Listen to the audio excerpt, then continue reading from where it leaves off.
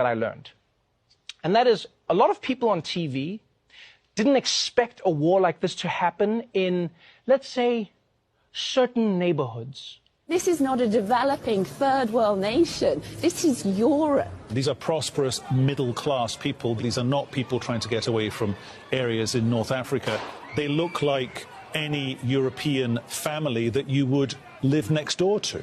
What could be a difference here from other conflicts, that could seem very far away, in Africa or Middle East or whatever. I mean, these are Europeans that we're seeing being killed. This isn't a place, with all due respect, like Iraq or Afghanistan. This is a relatively civilized, relatively European, I have to choose those words carefully too, city where you wouldn't expect that or hope that it's going to happen.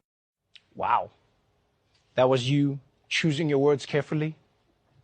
That was the careful version? So what were you going to say if you weren't choosing your words carefully? I just hope the next time this happens, it happens back in the Middle East where it belongs. Here's the thing, people. Here's the thing. Beyond the racism, right? Like, let's forget the racism. Oh, how I wish we could forget about the racism.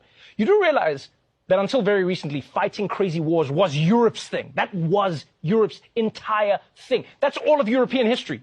They even had something called the 100 Years' War. You understand how long that is? That's like a decade. They got a Nobel Prize because they stopped fighting. Imagine that.